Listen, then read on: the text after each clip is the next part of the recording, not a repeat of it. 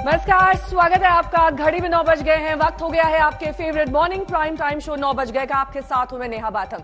देश और दुनिया की हर वो खबर जिसका सीधा सरोकार आपसे लेकर एक बार फिर से हम हाजिर हैं। खबरें रफ्तार से होंगी और विस्तार से भी, लेकिन खबरों का सिलसिला शुरू करने से पहले हमेशा की तरह बुलेटिन की कुछ झलकियां आपको दिखा देते हैं। वो खबरें जो सुर्खियां नहीं है लेकिन बुलेटिन का हिस्सा है। इस बुलेटिन में बात करेंगे गालीबाज नेता श्रीकांत त्यागी की, जिसका फर्जीवाड़ा अब सामने आने लगा है। कैसे उसने धांधली की, कैसे वो फर्जीवाड़े के दम पर धौंस जमाता रहा।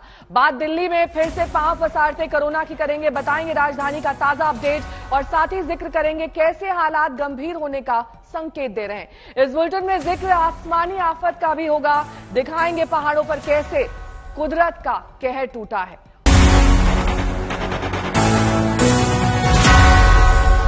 सबसे पहले बात तालिबानी नेता रहीमुल्लाह हक्कानी के बम ब्लास्ट की हत्या की, क्योंकि ये सब कुछ उस वक्त हुआ जब हक्कानी एक स्कूल में सभा को संबोधित कर रहा था। एक बम धमाका हुआ और सब कुछ खत्म हो गया। रहीमुल्लाह हक्कानी की हत्या हक्कानी नेटवर्क के लिए एक बड़ा झटका माना जा रहा है। काबुल में आत्मघाती हमले के जरिए ये सुसाइड ब्लास्ट, जिसमें हक्कानी की मौत हो गई है। आत्मघाती हमला कर रहीमुल्लाह हक्कानी की हत्या कर दी गई है। हक्कानी नेटवर्क का सबसे अहम चेहरा। धमाके में तालिबानी नेता और कुछ गार्ड्स की भी मौत हुई है। तस्वीरें उस वक्त की जब ये ब्लास्ट हुआ। आत्मघाती हमले के बाद से मदरसे में अफरा तफरी मच गई।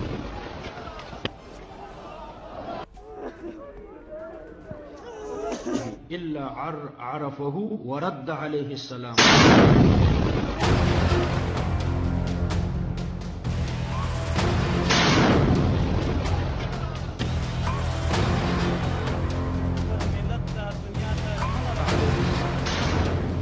एक बम धमाका हुआ और सब कुछ तहस नहस हो गया।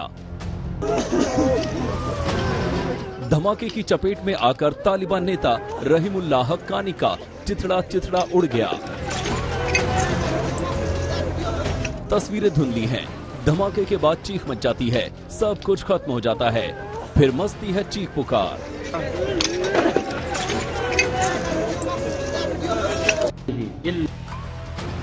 काबुल के एक मदरसे में गुरुवार को जिस वक्त धमाका हुआ, उस समय हक्कानी की तकरीर चल रही थी, लेकिन एक आतंकी साजिश ऐसी रची गई कि हक्कानी का बचना नामुमकिन हो गया। रहीमुल्लाह हक्कानी को अफगानिस्तान के वर्तमान गृह मंत्री और हक्कानी नेटवर्क के सरगना सिराजुद्दीन हक्कानी का वैचारिक गुरु माना जाता था। रहीमुल्लाह की सोशल मीडिया पर जबरदस्त धमक थी, लेकिन सवाल है कि आखिर रहीमुल्लाह हक्कानी की जान का दुश्मन कौन बन गया? किसने इस बम धमाके की साजिश रची? कैसे तालिबान राज वाले अफगानिस्तान की राजधानी में तालिबान की नाक के नीचे रहीमुल्लाह हक्कानी को बम से उड़ा दिया? बम ब्लास्ट के चंद घंटे बाद ही ISIS खुरासान प्रांत यानी ISKP ने हमले की जिम्मेदारी ली। ISKP ने बताया कि उसके आत्मघाती हमलावर ने रहीमुल्लाह हक्कानी को उड़ा दिया। जानकारी के मुताबिक सुसाइड बॉम्बर खालिद लोगारी ने विस्फोटक लगा जैकेट पहन रखा था। जैसे ही हमलावर हक्कानी के करीब पहुंचा, उसने स्विच ऑन कर दिया और एक धमाके में सब कुछ खत्म हो गया। इस हमले में हक्कानी के ऑफिस के कई गार्ड्स की भी मौत हो गई। वरद्द अलैहि सलाम। रहीमुल्लाह हक्कानी पर पहले भी हमले हो चुके थे। अक्टूबर 2020 में भी रहीमुल्लाह को निशाना बनाया गया था, लेकिन वो बाल बाल बच गया था। उससे पहले 2013 में पाकिस्तान के पेशावर में उसके काफिले पर अंधाधुंध फायरिंग हुई थी। उस वक्त भी जान बच गई थी, लेकिन इस बार ISIS खुरासान ने ऐसी साजिश रची कि जान नहीं बच पाई। अफगानिस्तान की तालिबानी सरकार ने इस हमले की जिम्मेदारी लेते हुए कहा है कि ये बेहद दुखद है, लेकिन एक बात तो साफ है कि तालिबान की अगुवाई वाली सरकार राज में उसके सबसे मजबूत हक्कानी नेटवर्क के वैचारिक गुरु की हत्या ने तालिबान की नींद उड़ा दी है। आज तक ब्यूरो। असल पूरे विश्व में फैला हुआ था।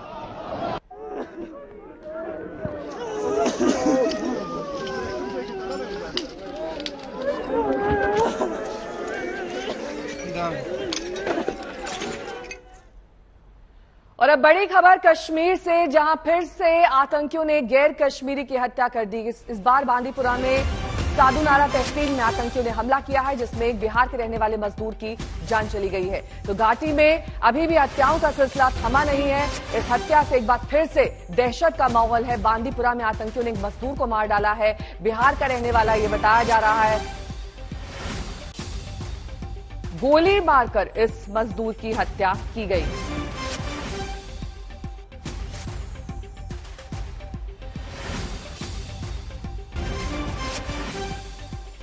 आतंकियों की तलाश में अब सुरक्षा बल, और ये दरअसल वही मजदूर जिसकी हत्या आतंकियों ने की है।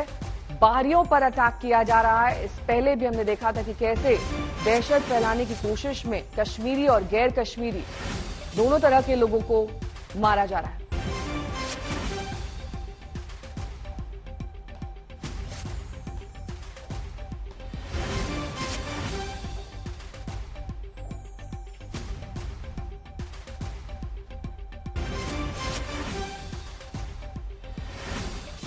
चलिए अब आपको दिखा देते हैं कि कहां पर दरअसल इस बिहार के रहने वाले मजदूर को निशाना बनाया गया। अमरेज की हत्या 12 अगस्त को बांदीपुरा में की गई। ये दरअसल एक गैर कश्मीरी जिसको अब निशाना बनाया गया है। और साथ ही आपको बता दें 4 अगस्त को बिहार के ही मुमताज की हत्या की गई थी। हम आपको सिलसिलेवार तरीके से दिखा रहे हैं दरअसल कि कब किसे निशाना बनाया गया। 2 जून को बिहार के ही दिलखुश को मार डाला गया। ये भी गैर कश्मीरी जिसको निशाने पर लिया आतंकियों ने। कुलगाम में इसकी हत्या की गई थी। 2 जून को राजस्थान के विजय का कत्ल हुआ कुलगाम में। ये बैंक के एम्प्लॉय विजय जिनका सरेआम कत्ल कर दिया गया था बैंक के अंदर दाखिल होकर। इसके अलावा आज की यह घटना जाहिर तौर पर दहशत पैदा करने वाली। वहीं 17 अक्टूबर पिछले साल 2 लोगों की हत्या कुलगाम में ही की गई थी। ये दरअसल आतंकियों के निशाने पर बाहर के लोगों को लिया जा रहा है। 16 अक्टूबर बिहार के अरविंद का मर्डर किया गया था। ये श्रीनगर में हत्या हुई थी। 16 अक्टूबर को यूपी के सगीर की हत्या पुलवामा में की गई थी। और इसके साथ ही 5 अक्टूबर को बिहार के वीरेंद्र को मारा गया था। श्रीनगर में ही उसे निशाना बनाया गया था। सुनील जी भट्ट मेरे सहयोगी इस वक्त तमाम जानकारी के साथ जुड़ रहे हैं।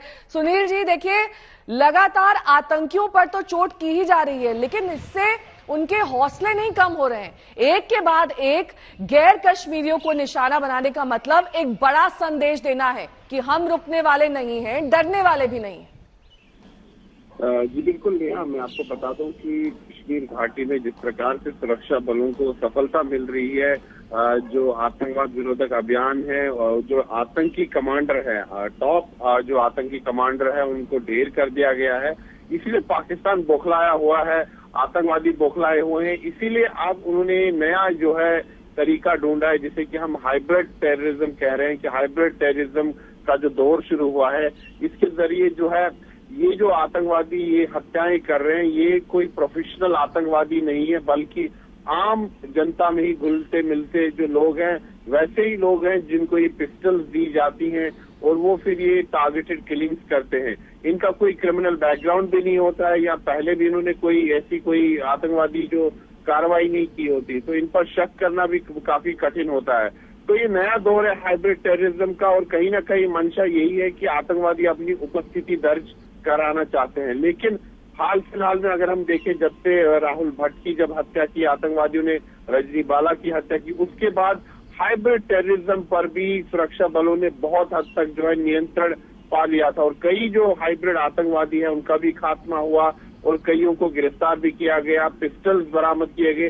लेकिन अभी भी कहीं ना कहीं ये हाइब्रिड टेररिस्ट है घाटी में जो ये हत्याएं कर रहे हैं। क्योंकि स्वतंत्रता दिवस है तो इसके आसपास भी आतंकवादी अब अपनी उपस्थिति दर्ज करा रहे हैं। और आज भी उत्तरी कश्मीर के बांदीपुरा जिले में मोहम्मद अमरेज जो कि बिहार के रहने वाले हैं, प्रवासी जो मजदूर है जो वहां पर कार्य करते थे, रोजी रोटी के लिए काम करते थे, उनकी हत्या आतंकवादियों ने की। इससे पहले भी हमने देखा है कि किस प्रकार जो मजदूर हैं जो वहां पर कार्य करते हैं उनको निशाना बनाया गया है। कई बार ऐसा हुआ है गोलगप्पे बेचने वालों तक।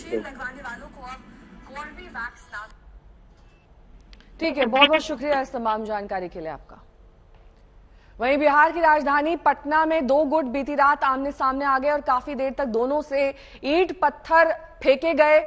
पटना सिटी के आलमगंज इलाके में काफी देर तक जंग जैसा माहौल बना रहा। छोटे से झगड़े में दोनों तरफ से लोग भिड़ गए। और पूरी सड़क ईंट और पत्थर के टुकड़ों से पट गई। घायलों को इलाज के लिए नालंदा मेडिकल कॉलेज अस्पताल ले जाया गया है।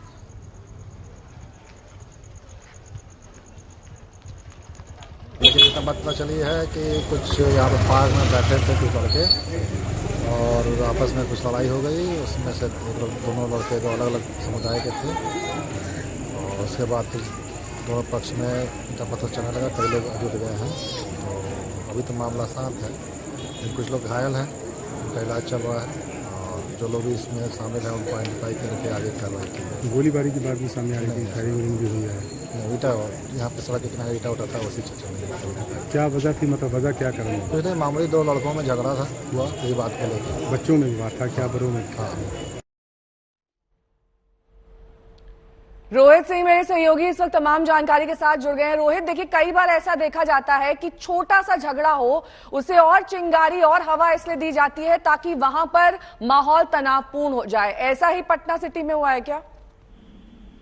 नहीं, देखिए अभी ये कहना मुश्किल है कि क्या इस छोटी सी चिंगारी को क्या आग का रूप देने की कोशिश की गई थी, लेकिन ये जरूर है कि एक बात बिल्कुल छोटी सी थी कि दो जो नौजवान हैं उनके बीच में एक झगड़ा हुआ था किसी बात को लेकर। उसके बाद ये मामला इतना तूल पकड़ लिया कि दो पक्षों के बीच में जबरदस्त हिंसा देखने को मिली है कल देर रात। और हालत ऐसी हो गई थी वहां पे आलमगंज में हालात की एक दूसरे के ऊपर जमकर पत्थरबाजी भी की गई है और लाठी डंडों से भी हमला किया गया। उसके बाद प्रशासन को वहां पर पहुंचकर भारी संख्या में अपनी मौजूदगी दर्ज करानी पड़ी। उसके बाद हालात को नियंत्रण में लिया गया है। अभी पुलिस पूरे मामले की जांच कर रही है कि आखिर क्या वजह थी जिसकी वजह से ये छोटा सा झगड़ा जो है वो इतना बड़ा रूप ले लिया कि दो पक्षों के बीच में इतना ज्यादा माहौल बिगड़ गया। और ये बताया ये भी जा रहा है कि पुलिस को हालात पर काबू पाने के लिए कई राउंड फायरिंग भी करनी पड़ी। हालांकि पुलिस जो है किसी भी फायरिंग से फिलहाल इनकार कर रही है, लेकिन माहौल को वहां पर शांत रखने के लिए अभी भी पुलिस भारी संख्या में कैंप कर रही है। नेहा, ठीक है, बहुत बहुत शुक्रिया इस तमाम जानकारी के लिए आपका रोहित। और अब बात टीएमसी की करेंगे। पार्टी नेताओं पर केंद्रीय एजेंसियों ईडी और सीबीआई के एक्शन के बाद से नाराजगी बढ़ गई है। इसे सियासी मुद्दा बनाते हुए टीएमसी आज से 2 दिन का प्रदर्शन शुरू कर रही है। ये कहा जा रहा है कि ईडी और सीबीआई को मोहरे के तौर पर केंद्र सरकार इस्तेमाल कर रही है। पार्टी नेताओं पर कार्रवाई से नाराज है टीएमसी और यही वजह है आज प्रदर्शन की।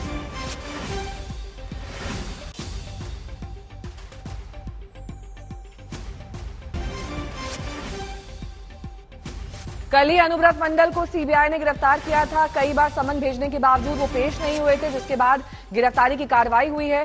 पशु तस्करी मामले में अनुव्रत मंडल की गिरफ्तारी हुई है। अनुपम मिश्र मेरे सहयोगी सब तमाम जानकारी के साथ जुड़ रहे हैं। अनुपम, देखिए सिर्फ अनुव्रत ही नहीं, कई ऐसे मामले हैं हाल फिलहाल में जिसमें सीबीआई और ईडी की कार्रवाई हुई है और यही वजह है शायद टीएमसी की नाराजगी की।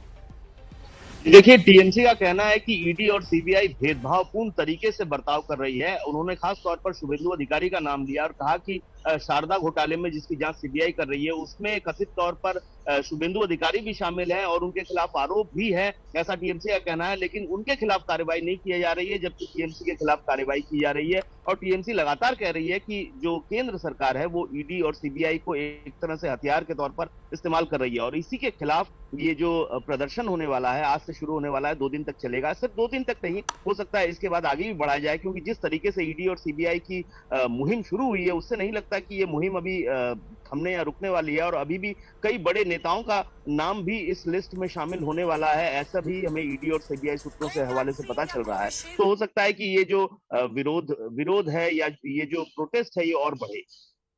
और ये प्रदर्शन का सिलसिला सिर्फ आज रहने वाला है या फिर ये जारी रहेगा? जी देखिए नेहा, घोषित तौर पर आज और कल 2 दिन के लिए ये विरोध प्रदर्शन की घोषणा की गई है, ऐलान किया गया है। लेकिन अब ये निर्भर कर रहा है कि जो टीएमसी है वो किस तरीके से इसको आगे बढ़ाना चाहती है। और उम्मीद ये आशंका व्यक्त की जा रही है कि हो सकता है कि ये जो विरोध प्रदर्शन है ये आगे भी बढ़ाया जा सकता है। ठीक है, बहुत बहुत शुक्रिया अनुपम इस तमाम जानकारी के लिए आपका।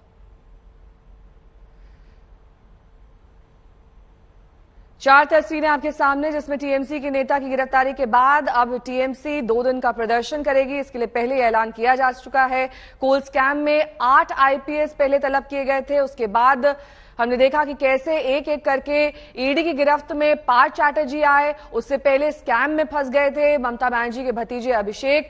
तो ईडी और सीबीआई की जो कार्रवाई पश्चिम बंगाल में चल रही है उसको लेकर दरअसल ये कहा जा रहा है कि ईडी और सीबीआई का बेजा इस्तेमाल केंद्र सरकार की ओर से किया जा रहा है।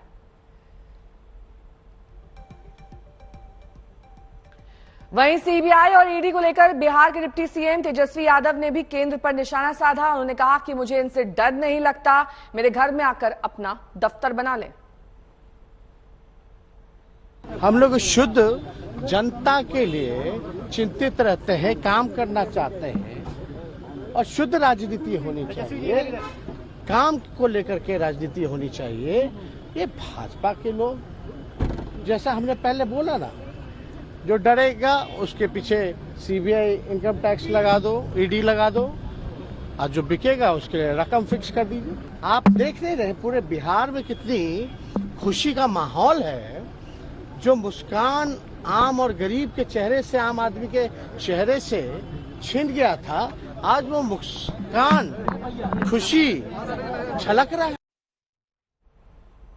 अगली खबर का रुख करेंगे। नोएडा के गालीकांड के मुख्य आरोपी श्रीकांत त्यागी को लेकर रोज नए खुलासे हो रहे हैं। जांच आगे बढ़ रही है तो साफ होता जा रहा है कि कैसे वो फर्जीवाड़ा कर रहा था और अपनी धौंस जमा रहा था। तेरे पति को जानते हो, बनिए समझी, ये मेरी तरह में किसे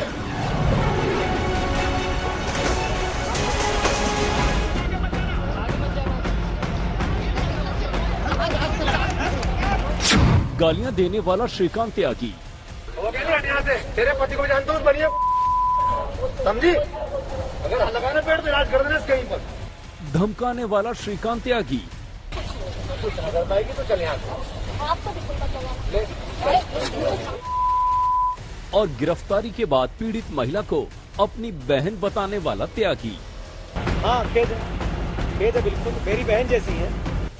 अपनी सियासी पहुंच का कैसे नाजायज फायदा उठा रहा था श्रीकांत त्यागी, ये खुलासा अब होने लगा है। गिरफ्तारी के बाद उसके नए नए सच सामने आ रहे हैं। पता चल रहा है कि श्रीकांत त्यागी कैसे फर्जीवाड़े का सहारा ले रहा था। अब वो खुलासे भी जान लीजिए। खुलासा नंबर 1, श्रीकांत त्यागी की गाड़ी में विधानसभा का फर्जी पास लगा था। खुलासा नंबर 2, अपनी गाड़ी के लिए आरटीओ में दिए फर्जी कागजात। खुलासा नंबर 3, आरटीओ को सौंपे कागजात में फर्जी मोबाइल नंबर, फर्जी एड्रेस था। UP 32HH0001 नंबर की अपनी गाड़ी के लिए त्यागी ने फर्जीवाड़े का पूरा खेल खेला। अपने फर्जी कागज आरटीओ में लगाए। उस कागज में फोन नंबर किसी शुभम चौधरी नाम के शख्स का दिया जो उसकी पहचान का नहीं, और जो पता दिया वो लखनऊ के विभूति खंड के एक होटल का निकला। अब श्रीकांत त्यागी सलाखों के पीछे है। एक दिन पहले ही अदालत ने एक आरोप में उसकी जमानत अर्जी खारिज भी कर दी, लेकिन उसे लेकर सियासी सवाल उठे हैं। आरोप स्वामी प्रसाद मौर्य पर है। किसी विधायक का भी पास 23 तक के लिए नहीं बनता है, तो सही मायने में ये प्रकरण तो बनता है पुलिस कमिश्नर के खिलाफ मानहानि दावा का। उसने झूठ बोल करके पूरे मीडिया में 3-4 दिन तक मुझे लगातार बदनाम करने की कोशिश की गई, मेरी छवि धूमिल करने की कोशिश की गई। श्रीकांत त्यागी के खिलाफ जांच तेज हो चुकी है। वो सलाखों के पीछे है और पुलिस लगातार उसके खिलाफ शिकंजा कसती जा रही है। उधर श्रीकांत के समर्थन में त्यागी समाज के लोग आगे आने लगे हैं। लखनऊ से आशीष श्रीवास्तव के साथ अरविंद ओझा, नोएडा, आज तक। बड़ी खबर का रुख करेंगे। गुजरात के आणंद में डाली गांव के पास भीषण सड़क हादसे में 6 लोगों की जान चली गई है। कार बेकाबू कार ने ऑटो रिक्शा और बाइक को जोरदार टक्कर मारी। आरोप यह है कि गाड़ी सुजित्रा विधानसभा क्षेत्र के कांग्रेस विधायक पूनम भाई परमार के दामाद केतन पड़ियार चला रहे थे। गाड़ी के अंदर एक प्लेट मिली है जिस पर गुजरात MLA लिखा है। पुलिस के मुताबिक कांग्रेस विधायक का दामाद हादसे के वक्त नशे में था। ऑटो में जा रहा परिवार राखी मनाकर घर वापस लौट रहा था। विधायक जी के दामाद के खिलाफ पुलिस ने केस दर्ज कर उन्हें गिरफ्तार कर लिया।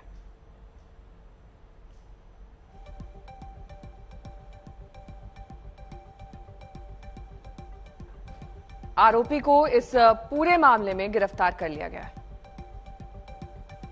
अराउंड 6:30 से 7 के बीच में किया सेल्टोस गाड़ी ने बाइक को और रिक्शा को टक्कर मारी थी। वो एक्सीडेंट हुआ है जिसमें 6 लोगों की मौत हो चुकी है और जो गाड़ी चालक था वो भी आनंद में अंडर ट्रीटमेंट है। 2 तस्वीरें जिसमें एमएलए का स्टिकर गाड़ी में साफ तौर पर दिखाई दे रहा है। एमएलए गुजरात स्टिकर पर लिखा हुआ है। बेकाबू रफ्तार जिसमें 6 लोगों की जान चली गई। कांग्रेस विधायक के दामाद की ये गाड़ी बताई जा रही है जो कि नशे में गाड़ी चला रहे थे, ये आरोप लगे हैं। इसके बाद इनकी गिरफ्तारी हो चुकी है। आणंद में यह भयानक सड़क हादसा हुआ है। और आइए अब आपको दिखाते हैं देश के अलग अलग हिस्सों में जारी आसमानी आफत।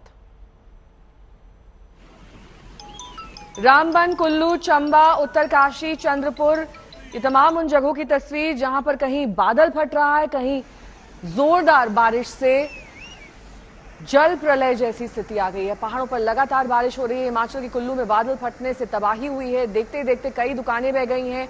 मंडी में जोरदार बारिश ने लोगों की मुश्किलें बढ़ा दी हैं। मौसम विभाग ने हिमाचल के कई जिलों में येलो, ऑरेंज और रेड अलर्ट जारी किया है।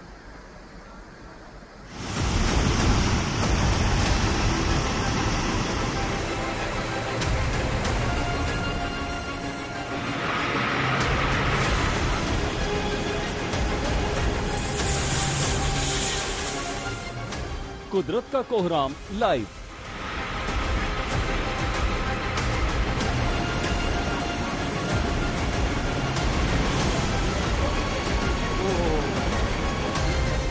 बादल फटा, बह गई दुकानें।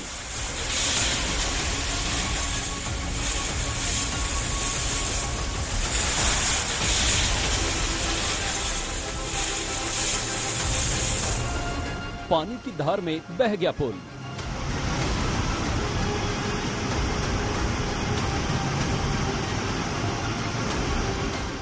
सड़क का मिट गया नामो निशान।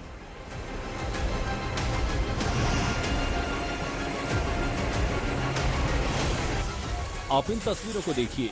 पलक झपकते ये इमारत कुदरत के क्रोध का शिकार हो गई।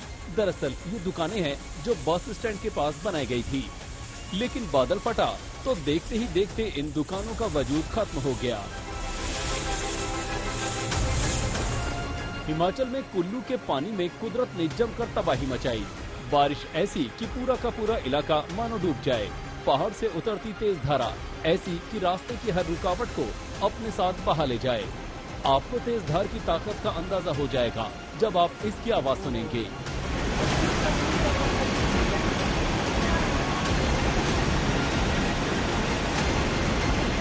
चलिए पूरे इलाके पर एक नजर दौड़ाते हैं। ये देखिए, पुल के ऊपर से पानी फुल स्पीड में निकल रहा है। चंद मिनटों में पुल का वजूद खत्म हो गया।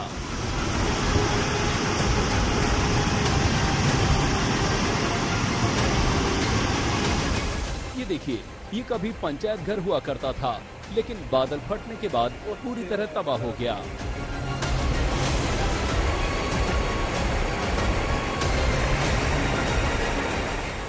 आप इधर नजर डालिए, कभी यहाँ पर सड़क हुआ करती थी, अब सिर्फ मलबों का अंबार है।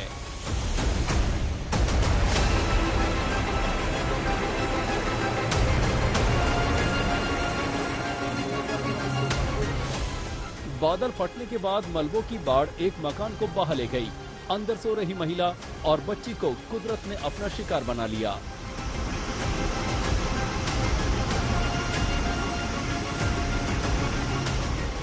पानी तो निकल गया, अब पूरे इलाके में मलबे का अंबार है। जहां तहां गाड़ियां फंसी हैं। बादल फटने के बाद इलाके के लोगों की मुश्किलें लगातार बढ़ रही हैं।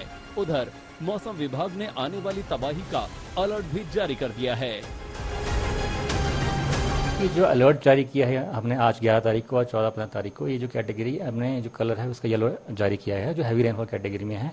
और जो डिस्ट्रिक्ट है, जैसे मैं बताया आपको, चंबा, कांगड़ा, मंडी, यहाँ से बिलासपुर, हमीरपुर और सिरमौर, सोलन, यहाँ पे हैवी रेनफॉल का अलर्ट जारी किया है आज 11 तारीख को। और आगामी जो 14-15 तारीख को जब फिर से एक्टिविटी जारी। सिर्फ कुल्लू नहीं, हिमाचल के दूसरे इलाकों में भी कुदरत जबरदस्त कहर बरपा रही है। हिमाचल के मंडी की तस्वीरें देखिए। चंद घंटों में ऐसी बारिश हुई कि सड़कें डूब गई। लोगों को डूब कर जाना पड़ रहा है। गाड़ियां पानी में जहां तहां फंसी हैं। पानी भरी सड़कों पर गाड़ियों को चलाने की कोशिश मुश्किलें बढ़ा रही है। स्कूल डूब गया, दुकानें डूब गई, जिंदगी पूरी तरह अस्त व्यस्त हो गई। कल रात से काफी बारिश हो रही है और यहाँ पर जो है नदी का जल स्तर बढ़ गया है, तो उससे जो है लोगों के घरों में काफी नुकसान हो रहा है और यहाँ पर काफी लोग खेती बाड़ी करते हैं, जिससे सारे खेत डूब चुके हैं। बल में अगर हम देखें तो सुबह 3:30 बजे से लगातार बहुत भारी बारिश हो रही है और सिर्फ बल में नहीं हो रही है, आसपास के सभी इलाकों में हो रही है। इस सुकेती खड्ड में इस टाइम अपना रुद्र रूप लिया हुआ है। बहुत पानी का लेवल, आप जल स्तर देखिए कितना ज्यादा बढ़। मंडी में भारी बारिश के बाद भूस्खलन की भी खबरें हैं। चंडीगढ़ मनाली नेशनल हाईवे पर 3 गाड़ियां फंसी हैं। पहाड़ी से घिरे पत्थरों से जीप को भारी नुकसान हुआ है। फिलहाल हाईवे पर आवाजाही ठप है। उधर शिमला के आसमान में भी बादलों ने डेरा जमा रखा है। मौसम विभाग और प्रशासन लगातार अलर्ट जारी कर रहा है और लोगों को एहतियात बरतने की सलाह दे रहा है। कुल्लू से मनविंदर अरोड़ा के साथ आज तक ब्यूरो। महाराष्ट्र के जालना, औरंगाबाद, नासिक और मुंबई में स्टील की सरिया बनाने वाली 2 बड़े ग्रुप पर हुई छापेमारी में अकूत संपत्ति का खुलासा हुआ है। 390 करोड़ की बेनामी संपत्ति का पता चला है, जिसमें 58 करोड़ कैश शामिल है। नोटों के बंडल देखकर इनकम टैक्स भी हैरान रह गई। ये पैसा है कैसा, नहीं कोई ऐसा जैसा ये पैसा। ये हो मुसीबत न हो मुसीबत, मुसीबत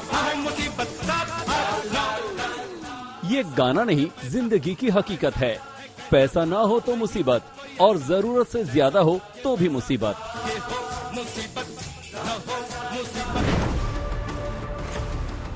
1, 2, 3 नहीं, पूरे 58 करोड़ कैश। जहां देखो वहीं नोटों की गड्डियां, जैसे कागजों के बंडल रखे हों। यकीनन आपने भी इतना कैश एक साथ कभी नहीं देखा होगा।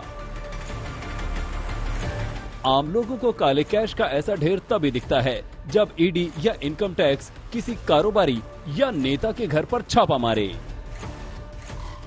58 करोड़ कैश एक साथ देखकर आपका दिमाग चकरा सकता है। एक नजर में लग रहा है कि जैसे नोटों के ये बंडल किसी बैंक के स्ट्रांग रूम में रखे हों। महाराष्ट्र के जालना में इनकम टैक्स के छापे में मिली अकूत संपत्ति का सच जानेंगे तो आपके पैरों तले जमीन खिसक जाएगी। नोटों की गिनती मशीनों से हो रही है, फिर भी कई लोगों की टीम नोटों की गिनती में लगी है। कोई नोटों को गिनता जा रहा है तो कोई काउंटिंग के बाद उन्हें बंडल बना रहा है और फिर इन्हें सजा सजा कर रखा जा रहा है। ये नोट एक रियल एस्टेट डेवलपर, स्टील और कपड़ा कारोबारी के ठिकानों से मिले हैं। आयकर विभाग को खबर मिली थी कि जालना की 4 स्टील कंपनी के बही खाते में गड़बड़ी है। इसी की तफ्तीश आयकर विभाग ने शुरू की। कारोबारी के ठिकानों पर आयकर विभाग अधिकारी पूरे लाव लश्कर के साथ धमक पड़े, लेकिन जानकारी के मुताबिक बिजनेसमैन के घर से कुछ नहीं मिला। तब अधिकारियों ने उसके फार्म हाउस का रुख किया। असल खजाना वहां छिपाया गया था। अधिकारियों ने ये सारा कैश कारोबारी के उसी फार्म हाउस से जब्त किया और इन्हें लेकर जालना के एक बैंक पहुंचे। उसी बैंक में इन नोटों की गिनती शुरू हुई। सुबह 11 बजे शुरू हुई काउंटिंग देर रात 1 बजे तक चली। नोटों की गिनती पूरी हुई तो आंकड़ा पहुंच गया 58 करोड़ तक। बिजनेसमैन के ठिकाने से 58 करोड़ कैश समेत करीब 390 करोड़ की बेनामी संपत्ति के सबूत मिले हैं। 390 करोड़ की बेनामी संपत्ति में 58 करोड़ कैश, 32 किलो सोना, हीरे मोती की ज्वेलरी और करीब 300 करोड़ की बेनामी प्रॉपर्टी के कागजात मिले हैं। 1 से 8 अगस्त के बीच आयकर विभाग के अधिकारियों ने बिजनेसमैन के ठिकानों पर छापा मारा था। किसी को भनक न लगे, इसके लिए 260 अधिकारियों और कर्मचारियों वाली जांच टीम ने बेहद सावधानी बरती। 5 टीमों में 120 से ज्यादा गाड़ियों से जाकर आयकर विभाग की टीम ने फिल्मी अंदाज में ये छापेमारी की। अब इस मामले में आरोपी कारोबारी के बही खातों की जांच और तेज हो गई है। इनकम टैक्स की टीम को उम्मीद है कि अकूत दौलत में और भी हैरान करने वाले खुलासे हो सकते हैं। दिल्ली से अरविंद ओझा के साथ पंकज खेलकर, पुणे, आज तक। इनकम टैक्स की ये छापेमारी पूरे फिल्मी अंदाज में की गई। कारोबारियों की रेड की भनक न लगे, इसके लिए अधिकारियों ने अपनी गाड़ियों में राहुल वेड्स अंजलि के स्टिकर लगाए। 260 अधिकारी बाराती बनकर 120 गाड़ियों में कारोबारी के फार्म हाउस पर पहुंच गए। उसके बाद गुलाबी नोटों के बंडल वहां पर दिखाई दिए।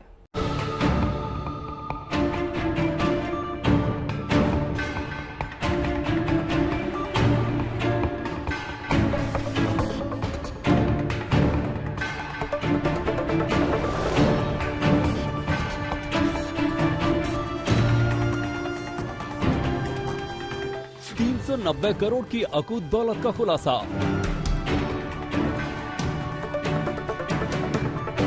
$58 करोड़ कैश, 32 किलो सोना।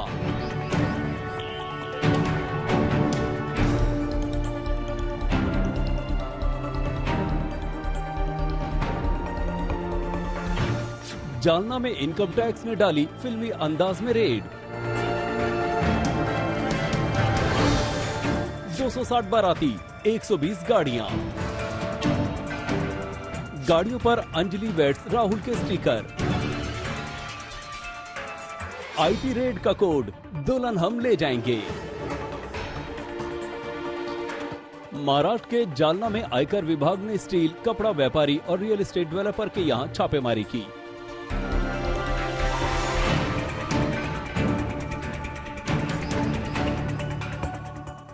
लेकिन इनकम टैक्स की टीम को इसके लिए बाकायदा फिल्म की तरह स्क्रिप्ट लिखनी पड़ी, जिसमें आयकर विभाग के अफसर बाराती बनकर आए और 390 करोड़ की अकूत दौलत का खुलासा कर दिया।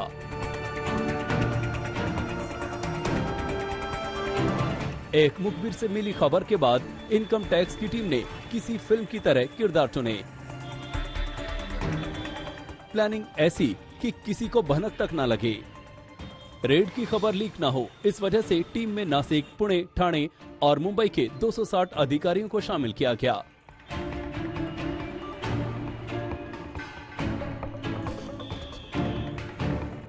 सभी ने अपनी गाड़ियों पर दूल्हे और दुल्हन के नाम के स्टिकर लगाए, जिससे ऐसा लगे कि आयकर विभाग के अफसर किसी शादी में जा रहे हों।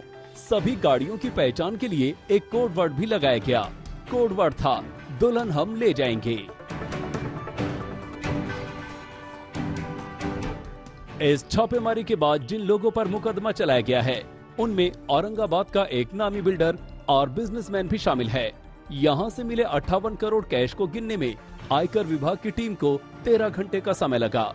नोटों को गिनने के लिए 12 मशीनों को मंगाया गया था। सूत्रों के मुताबिक Nashik investigation and detection division के तहत औरंगाबाद की टीम को मिली जानकारी के अनुसार जालना में 4 बड़े स्टील मिलों ने कारोबार से कई करोड़ रुपए की सरप्लस आय की और उसका अवैध लेन देन किया। इसके बाद इन कारोबारियों पर आयकर विभाग की टीम ने शिकंजा कसा।